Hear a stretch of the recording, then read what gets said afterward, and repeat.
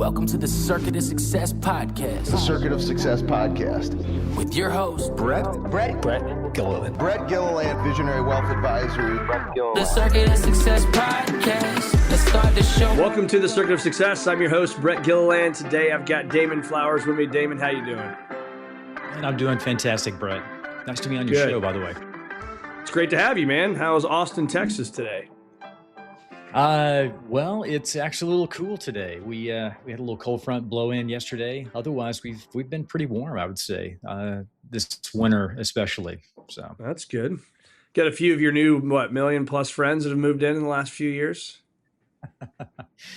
Yeah, let's see. Probably the last 10 to 12 years have been pretty dramatic shift. Yeah, a lot of folks moving in from California and other places. So, but it's been fun. It's been good. Yeah, good. Yeah, it's becoming a bigger, major city now, isn't it? And a lot of stuff going on down there.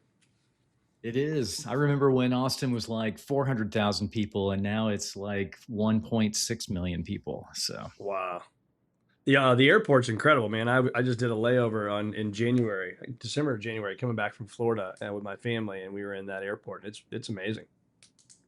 It is pretty good, yeah. The only downside is Austin has this theme of, if you don't build it, they won't come. And that's a reflection across the entire city, including our airport. So the airport is still kind of behind, if you will, the amount of people that live here, the traffic, the travel, et cetera. Yeah. So, Got it. Well, when you live in St. Louis, they're doing like a $5 billion renovation that'll be done in 2031. So we're excited to have a nice airport here soon. But anyway, right. That's a whole nother story. But you've spent years, man, building businesses over the last 22 years. You're the founder and CEO of Modern Operators. You've scaled companies. It says here you've started, failed, and exited multiple businesses as well. So I love the transparency there. But tell us a little bit more about who Damon Flowers is and what's made you the man that you are today. Wow, that's a big question. Well, how much time do I have? As much as you want. As much as you want. For me, my story is I went into professional services out of college, became a consultant. I like to be someone who problem solves, travels around, likes to be in different environments. But very early on realized that I was probably not well suited to work for somebody else. In fact, I commonly say my first job working for a medical software company in California, I got fired from that job for asking too many questions, kind of, wondering why we do it this way and not this way, that kind of thing. But over time, I've really been fascinated by the game of business and also the game of life. And so understanding how to market, understanding sales, understanding finance, understanding fulfillment and customer experience, understanding operations. And so that journey over many, many, many years really kind of helped me to understand what I really love to do, and that is growing and scaling companies. So that phase of kind of phase 1 to 5, where a company has product market fit, we're selling, we've got customers that are buying what we're selling, and then figuring out how to optimize that company so it's dialed in, it works very, very well. It's predictable, sustainable, lowering risk, all of those things. That's where I like to play. Yeah, it's fascinating, man. When you study the game, isn't it? I love the game of business as well. It's just a lot of fun to learn from people. And that's why I also love, from our wealth management side, but then from this side is to pick brains of people like yourself. It's my weekly therapy of what we can learn from people. So when you look back, over your last 2+ decades, what is there one big aha moment for you that was like the game changer in your career? There's been several, in fact. So I don't know that I could point to one, but there's been events or situations that have really helped to free up or to learn in pretty significant ways. So one, in fact, I can remember early on, I was the guy that was doing a lot in our business, from doing the marketing, sales, negotiation, running crews and making payroll, all of that stuff, until I had a medical situation that really took me out for a pretty good amount of time. And my business really collapsed, if you will, at that point because of not being there to get people paid, et cetera, et cetera. And it took a while to rebuild that business. So a learning experience there was, I tended to be at that time a kind of a lone wolf and sort of wanting to do things on my own, opening up and learning to partner and work with others who are much better suited for things that I wasn't. So there's been other learning occasions as well. I remember another time we were growing another business. This was Dwellgo. It was kind of the Match.com of real estate back in 2005. Kind of a model that was kind of ahead of its time, and we were building it for. If we build it, they will come. It's this revolutionary concept. Everybody's going to want to be a part of it. And when they weren't spending, we thought, well, we'll just build a freemium model type concept and we'll put revenue generation activities off until later. And then the economy fell off a cliff in 2008. We weren't able to raise any more money. And, so the lesson there learned was that marketing and a model for revenue generation needs to be built into the concept a little bit earlier, and not just to rely on the fact that at some day we'll figure out how to make money. So for me, then kind of pouring myself into becoming a student of marketing after that point and learning different types of models and how to sell, et cetera. So kind of answer your questions, there's been several of those occasions over time, each one sort of kind of helping to address some aspect of business. That's awesome. It's funny you used the word freemium. Did you say freemium a little bit ago? I did, yeah. Yeah. So this is so crazy. So I had never heard that word until last night, and I'm messing around with AI and looking at building an app. You see all this stuff. Every morning I work out. I'm in my gym for an hour, and I've got videos on YouTube. I just watch YouTube videos of people's lives and how they've scaled and built businesses and stuff. And but then last night I'm messing around with some AI tools and building an app, and it talked about this freemium service, and I'm like, huh. So I dove into that a little bit, and now here I am, literally my first meeting today, and you're talking about freemium. So talk about that, maybe to our listeners who have never heard it, or maybe I'm the only guy on earth that have never heard that word before. But talk about that. Yeah, so freemium is a concept that came out many, many, many years ago. And it's the idea of launching a business and offering a tier, if you will, for free to get people hooked on your service or your product. And then if they want more, right, then they'll pay money to have or unlock additional capabilities, let's say. Yeah. And that was a really different than AI. model. Sorry to interrupt, but AI, you can do the Chat GPT free version or Claude free version, and you can then pay, and you can keep scaling up. So I'm assuming that's the route you're talking about. It is, yeah. So some free aspect of the service or product, which a lot of people are going to probably stay at that level, to be quite honest. But that unlocks the door for folks that want more. They want more capability or faster service or more bells and whistles, that kind of thing. Yeah. And in your intro here, you talked about started and failing and exiting multiple businesses. Talk about I've learned the most in my career from my worst year in business, which was 2003. My second year is in the wealth management business. And so can you share a time for you that was like, man, this in the moment was awful, but you learned a ton from that? And what was it?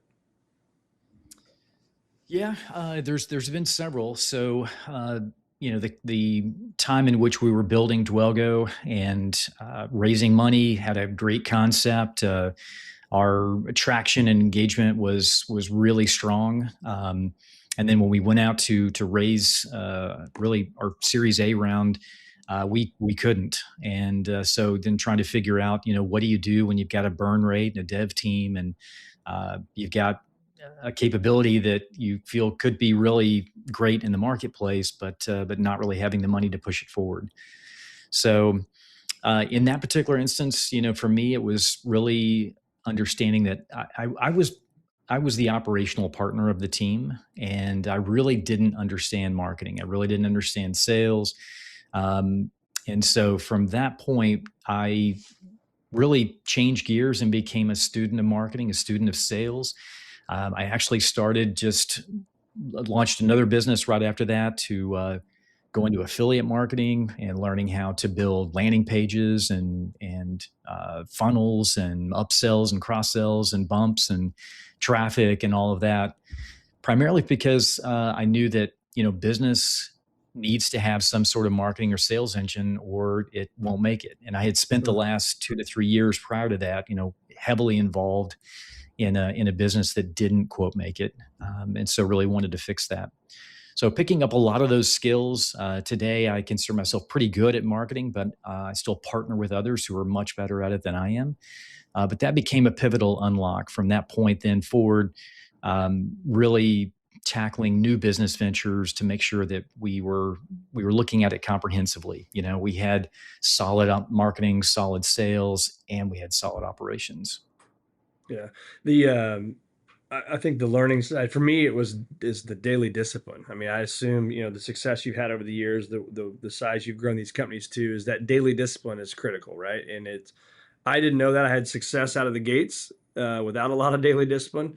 And then you get smacked right in the face. And for me, it was learning that you got to show up every day, even when you don't want to, right? You had to make the calls even when you don't want to. You got to get rejection and go play in traffic as much as you possibly can. So when you hear that, what comes to mind for you from that daily discipline and the things that you've done in your career? Yeah, such a good point. So for me, I would say for listeners who are, running a business or have started a business and you've been involved in it for any length of time, you understand that the ups and downs can be pretty extreme, right? So you're right. You've got to constantly be bringing in a lot of information, building a team, spending money, taking on a lot of risks sometimes. There's ups and downs about, contracts falling through, losing a great customer, going through periods where, maybe products are not selling, et cetera. So there is a lot of up and down in business. And for me, many, many years ago, I really kind of got pulled into mindfulness and meditation. This was over 20 years ago as well. And the practice, if you will, the daily practice of meditation has really grounded me and centered me through this entrepreneurial journey. I think, for a lot of folks, when we look back on our entrepreneurial journey, really the big goal, in my view, is not to, exit a $500 million company or to whatever. It's really to continue to play the game, to not get taken out of the game, if you will, right? To continue to just enjoy learning the game of business and the game of life.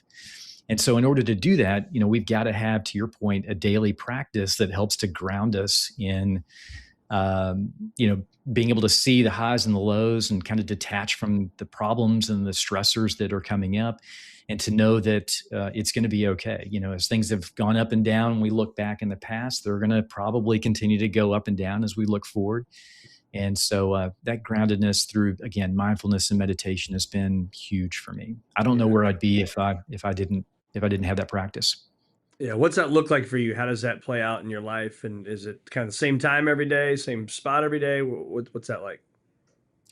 Yeah. So very structured every day for me. I don't do it 100%. So I'm a all about moderation, including moderation. But I would say that most days I have the same routine, which is I'm up and I'm in a quiet place. I'm reading a book that for me is generally spiritually centered or maybe philosophically centered, just to begin thinking about life at a much higher level. And then after that, I'll have a period of meditation. And for me, that can take different forms.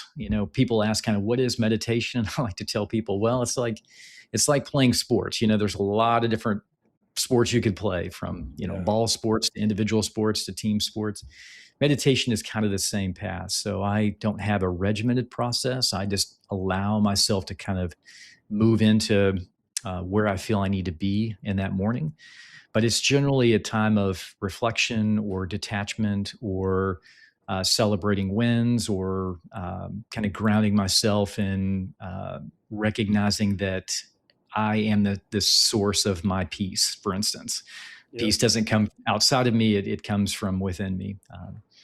And that practice then helps me to ground and center for much of the day. Oftentimes what I'll do too is take some time mid-afternoon, maybe for 10 minutes to also just ground in meditation.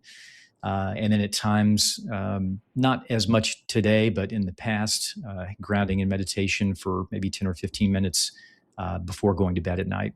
And it's hard for people because you're busy, right? I'm looking out my windows. I'm on the 5th story of a building, so I can see an interstate and car. And, we're just driving and we're going and we're running from meeting to meeting. And it's like, man, when I slowed down, and for me, I just sit in a chair and I just breathe, right? And I try not to think about anything, and it was a game changer. And it helped me through my anxiety journey to where now my anxiety is my ally. It's my friend, right? And it's helped me do a lot of great things.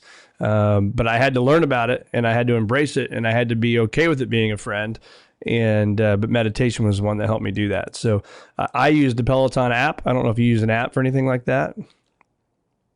I used to when I first got started. I would use guided meditations, and then I'd move to music. I've used brainwave entrainment, if your listeners are familiar with that, to help the brain to sort of ground into a lower level state, which can help with meditation.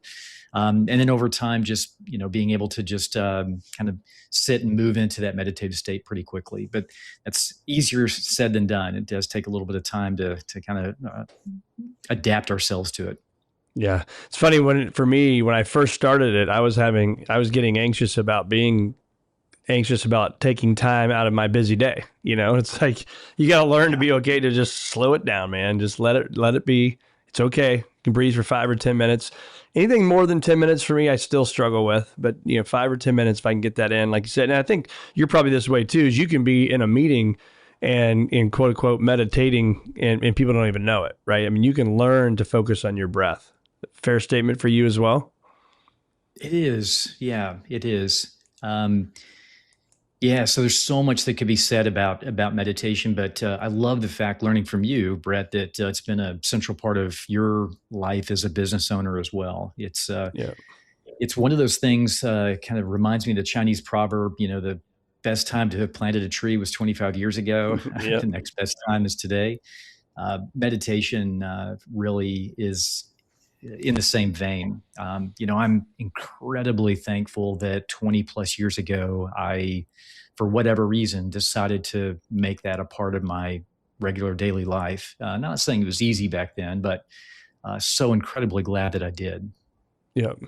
Amen to that, brother. But I'm really focusing over the last few years on progress over perfection. And I think early in my career, I wanted that perfection. I wanted to speak a certain way in financial planning meetings and learn from and it's like, dude, just be yourself, right? Just be yourself. It's okay. It's progress, not perfection. So when you hear that, progress over perfection, what comes to mind for you? Well, it's a reminder of my own journey as well. I grew up with perfectionist parents. I internalized the idea of needing to be perfect in anything that I touched or was a part of. And learned over time how ultimately destructive that way of living is. For me, well over 20 years ago, I remember having a panic attack on a transatlantic flight to Switzerland. And it was at a time in my life that I was pushing incredibly hard. I was still working in corporate America, but I was working on building my first business, and I was about to be married and was partying too much, and was just trying to do everything, and kind of was driven by this idea of, if I can just do a little bit more, if I can just, work a little faster, if I can just blah, blah, blah, blah, blah. And ultimately that led to having a panic attack, which if you never had before it's a incredibly scary, fearful, surreal experience. I cannot imagine having it on an airplane. Yeah, well, I can laugh about it today, but yeah, I had one. I'll tell my story after you, but they're awful. Yeah, for me, it was like, if you can imagine the fabric of reality shearing in half, things that you view as concrete, the world that we live in, and the sun coming up and going down, all of those things, to have that just shear in half and really be at a place of not knowing where you are, what's right, what's wrong, what's okay, what's not, everything. There's a lot of uncertainty. It was difficult. So I ended up spending 2 weeks in Switzerland, just by myself. In fact, just barely made it through, working on a client site every day. And honestly, just, calling my wife and crying every night and being in the fetal position sometimes. I mean, it was bad. But that unlocked the next stage for me, which is figuring out why that happened. And ultimately figuring out why I was pushing myself so hard and why I expected so much of myself, and why was I trying to be perfect, and what was that all about? And that started the journey then of understanding even what perfectionism was, and getting to the place, so back to your point, of understanding that it really is about taking steps forward and not expecting those steps to be perfect, but it's about progress, right? Yeah. I love that ready, fire, aim approach, right? So it's just about what do we want to do, taking steps, and then we'll adjust along the way. Yeah, for me, my journey, my panic attack happened. I was actually in a meeting with a potential client and another advisor in our firm. I was at a different firm at the time, and what I've learned is so when I had the panic attack, I drove myself to the hospital. I thought I was having a heart attack. I thought I was dying. I don't know if you had the chest palpitations. I mean, it was like, and then your mind is just spiraling out of control, right? And I'm like, this is it. I'm like, how is this happening? And I was, I don't know, mid-30s, I think. And they're like, no, you're fine. There's nothing wrong with your heart. I'm like, no, you don't understand. Like, Yeah. And then, so I'm like, well, I'll show them. I'm going to go to the Mayo Clinic and have an executive physical and spend 2.5 days and thousands of dollars and figure this out, and nothing. And I'm like, what? And my doctor locally and friend, he says, you got to figure it out, man. He's like, this is anxiety. This is textbook anxiety. I'm like, what are you talking about? Well, I look back, I was a nervous kid my whole life, and so my point to that is, I found, I talk about trains all the time on this, kid trains, when the magnet either attracts or repels, right? And I learned that I wasn't mission aligned and vision aligned and values aligned with where I was at. And that was leading to sheer panic, right? And quite frankly, that's why Visionary Wealth Advisors, our firm, exists today, because it led me down this path that I have to control my own destiny, and I have to build something that I'm aligned with, right? So did you ever see or feel anything like that when you were going through your panic stuff? Yeah, for sure. The way that I describe sort of mental health challenges, whether it's panic attacks or anxiety or depression, et cetera, is that we're forming oftentimes this gap inside from who we are, who we believe ourselves to be, and what we're doing, or what expectations we have of where we should be or what we should be doing. And the greater that gap is, the more tension and stress we're going to feel. And at some point, that's going to manifest as depression, or it's going to manifest as anxiety. So for instance, this goes for all of us, if I feel inside that I should be doing more, I should be further ahead, I should have a better title, I should be making more money, and yet I'm not, as that tension solidifies, as that gap increases, that's going to ultimately create problems that I'm going to have to deal with, right? Problems with depression, for instance, because now I don't feel worthy of that. And so ultimately, we want to be able to close that gap. First, we have to recognize it. We have to have awareness that, wow, I'm having these thoughts, or I'm feeling these things, and yet this is what I perceive should be, or what should be going on outside of me. And ultimately, as we become aware of that, we want to start taking actions to close that gap, right? So meditation is, as an example, learning to be present with thoughts that, I'm not okay, or learning to be present with feelings that I should be this or I should be that, and recognizing, okay, I'm going to just allow those things just to come up and just observe them, right? And by doing that, we start to sense that gap close, as an example. Yeah. So Yeah, I don't know if that's helpful for you, but that idea of this gap really helped over time for me, and it's helped a lot of other people that I've shared it with. Yeah. Well, hopefully we'll help one person today, right? Just hopefully somebody listens to this, and if we can change one life and learn from the things that we've done and learned, and then this was a success for sure. So, Yeah. I call this a gift, but talk about the gift of high expectations for yourself. The gift of high expectations.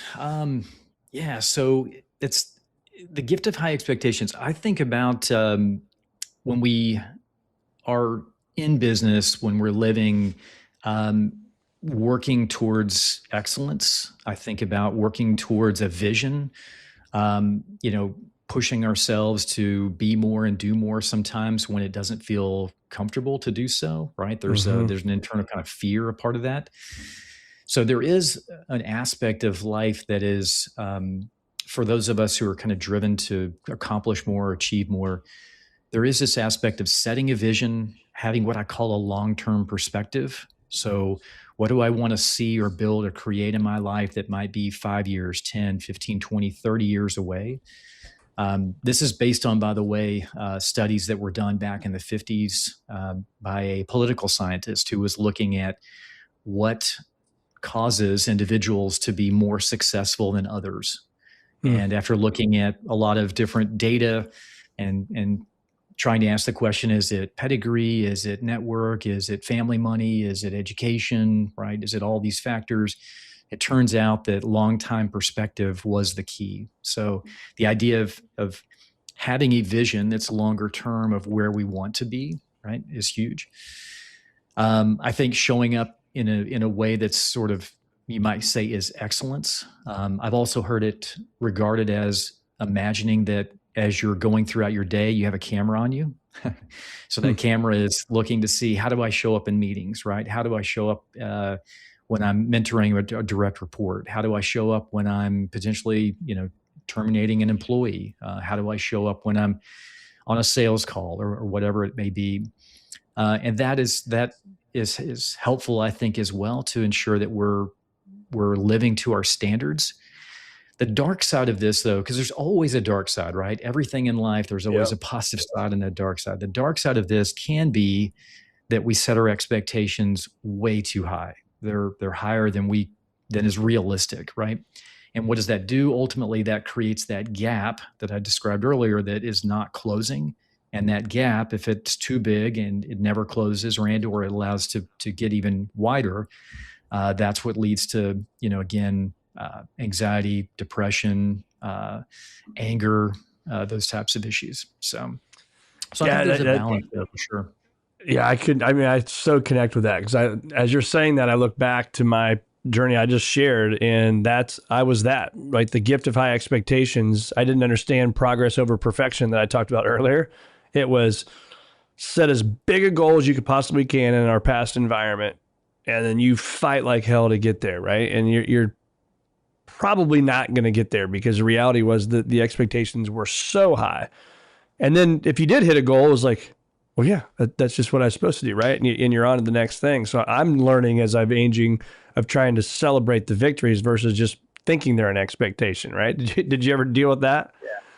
Oh, for sure. Yeah. So for much of my life, not celebrating at all. I love what you said, like, oh yeah, this is just a bump along the way. Even though, like, when you think about it, it was a good milestone. Maybe you closed a big deal, or you brought on a new client that really took your business to the next level. There's a lot of those things. So today, yeah, celebration really needs to be a part of the game for sure. Yeah. I'm learning it. I'm getting better at that. So let's talk about rewiring the mind. When you think about the man or woman driving down the road right now, or they're on the treadmill, and their mind is in one spot, and it's just the same thing over and over every day, and they're not getting maybe out of the rut, or what I call a comfort zone callus. I play a lot of golf. You get calluses on your hand. I think our comfort zone can get those same calluses. We don't want to break through. Right? And we just keep doing the same thing over and over and over. How do we rewire the brain to get us to that next level, to the next level of our comfort zone? Yeah, great question. So probably the best place to kind of unpack this is for folks to realize that we actually have two parts of our mind, right? We have our conscious mind and we have our subconscious mind. The conscious mind, that's the part of you that is aware of our voices, Brett and I, and you're driving down the road, right? Or in your office, and you're aware of things that might be happening around you. Your subconscious is the storehouse of all of your habits, your patterns, your programming. That's the place that has been built over time to help automate, if you will, a lot of your daily activities, right? So you recognize the fact that when you get in your car, for instance, to drive from your work home, has anybody ever gotten home and woke up to the fact that you're in your driveway, but you don't really remember the last 20 minutes of the drive, right? And yet you were having conversations, navigating traffic, putting on your turn signal, maybe talking to your kids in the back seat, all these activities that are taking place automatically. You really don't recognize that that's what's happening.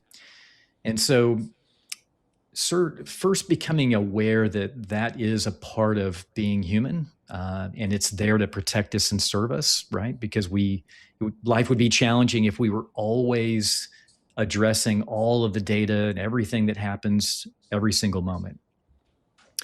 What that also means, though, is that there's a lot of programming that you may not want in place, right? There's a filter or a lens with which, we take in information, and then therefore we take action or don't take action, or make decisions or don't make decisions. And if we really closely looked at it, we might say, you know what, in that area of my life, that's actually not the habit that I want. That's not the programming that I wish were there. So really the first step is just to take inventory of what's working in your life, what's not working in your life. And I like to ask questions like, what worked well for me this past week or this past month? Where did I get off base? What really failed and why? What did I really struggle with? What actions did I wanted to take, but I didn't? So asking those types of questions can start to reveal the answers that you might need then to start reprogramming. Yeah. I love what you said there. No, I'm sorry. Go ahead. Well, another great exercise is to ask the question, why? So, why did this thing happen? And whatever answer comes up, then be okay with just being curious and asking the question again. Oh, that's interesting. I wonder why that is. And then turn that over to the mind, let the mind stew on it for a little bit and come up with another answer. And then again, be curious to say, oh, that's interesting. I wonder why is that happening? We could go through an exercise if you wanted, but the idea of asking those why type questions and allowing the mind to get into a deeper level and a deeper level and a deeper level, you'll start to surface a memory or an event or a situation or something that may have happened previously that your mind has latched onto and said, okay, I'm doing all these things to protect this thing that happened in the past. And so therefore your programming has all been aligned around helping to protect that thing as well. So when we start to become aware of that, that's the first step then in determining, okay, now what do I choose to be different? Do I choose to stay with how I've been showing up, actions or inaction that I've been following, or do I choose to be different? Yeah, that makes me think, I talked about this on a podcast recently. So I don't think we ask ourselves enough questions. Most humans don't, right? So I would love to go through the exercise that you mentioned, but my comments on that were, ADT is what I say all the time: ask, don't tell, right? So don't tell myself I'm going to do something. Ask myself great questions. The greater question I can ask myself, the better answer comes out of it, right? But then to your point, keep asking why, and why is that important to you? Well, what's important about that to you? And what's important about that to you? And you take it down a level that's now it's like, that's the true meaning behind it, right? Not the surface level stuff. So talk about your exercise and let's roll through that. So man, it's been years since I've done this. Used to teach a lot, but I don't really too much anymore. But let's see if we can kind of put together an exercise that might work. So imagine that you're procrastinating, right? You find yourself procrastinating around not doing certain things. So the first step is just to be aware of that, right? Oh, I'm aware that I'm procrastinating. And what most people try to do is just fix the procrastination. But we all recognize if we just try to fix the procrastination, oftentimes within a week or 2 weeks or a month, what happens? Procrastination just comes back again, right? Yeah. Like it was temporary. And so recognizing that, being curious, if you will, and asking the question like, oh, that's interesting. I'm realizing that I'm procrastinating this past week on taking action around this thing. Why is that? And as we toss it over, maybe the mind comes back with, well, because, I want to make sure that this is right. Like it's got to be right. Back to your point of perfectionism. I want, this thing needs to be really right, needs to be perfect or good in order to send it out. So then we would ask the question again, oh, that's interesting. Why does it need to be right? Why does it need to be perfect? Toss that over and allow the mind then to stew on that and come back with, well, because maybe if it's not right, if it's not perfect, then I'm going to feel rejected. Right. Yeah. Kind of. So the answer is like, oh, now I'm starting to recognize it's really not about perfectionism. It's about needing it to be right. And then it's about, well, if it's not right, then I'm going to get rejected. We could even play this a little bit further too and say, well, okay, that's interesting. Well, what's so bad about rejection? Why do I care so much about rejection? Right. As we toss that over, then maybe what comes back is, oh, well, maybe I am aware of an event when I was much younger of being rejected, and it was so traumatizing that it's starting to keep me now from doing things that may get me rejected again in the same way. So in that particular example, we're kind of, we're moving through it pretty quickly. It may take more questioning than that. It may actually take asking that question 5 times or 6 times or 7 times. But ultimately what we're coming back with in that case is, okay, yeah, I do really remember this event from my past, and I was, rejected, and it was maybe in front of other people. It was really devastating. And so now I'm not doing things in my adult life effectively because I'm trying to protect this from happening again. Yeah. So now that we know that, we can take the next step, which is to start to rewrite who I am. Right? Because if we move to the next phase now, the truth is that all of life is an inner game. It's not played outside of us. It's all played inside of us. We're kind of, if you want to think of it like we're actors on a stage playing out roles and parts and such, with choosing different vehicles, and maybe it's business, and maybe we have, we're married, or we have kids, or we travel, we do all these things, but ultimately the game is played inside.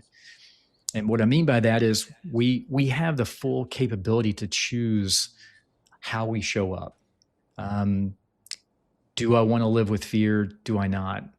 Who am I in if I'm struggling in ways, then the answer is always to go back inside and address who I am internally, and to close that gap and align with who we choose to be.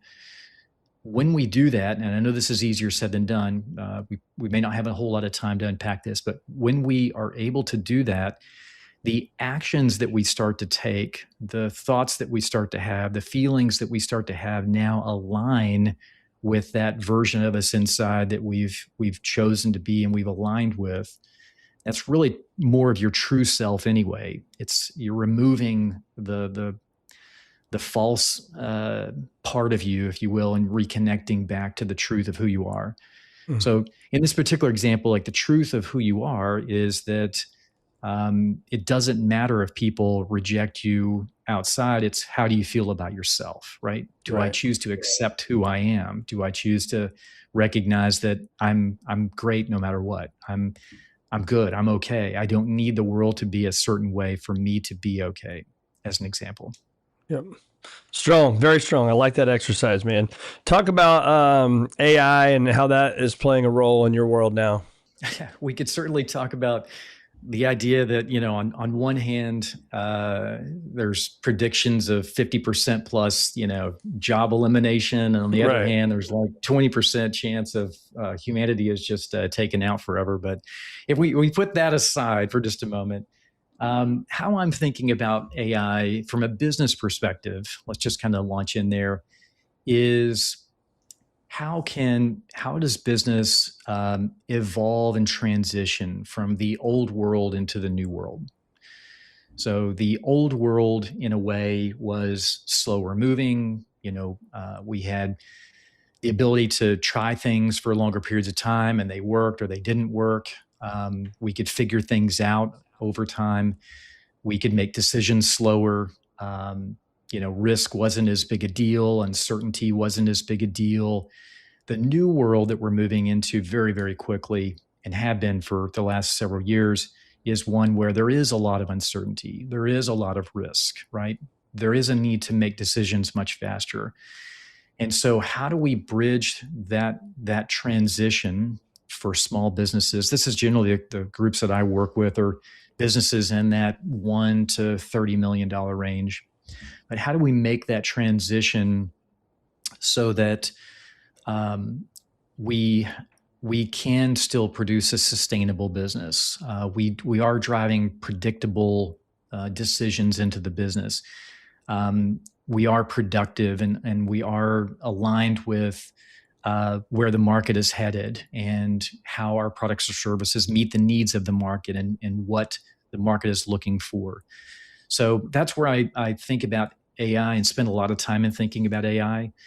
And I'm also really we've moved from a world in AI where we're just going to spin up AI as tools, right? So ChatGPT is a tool, or Gemini is a tool, or Claude is a tool.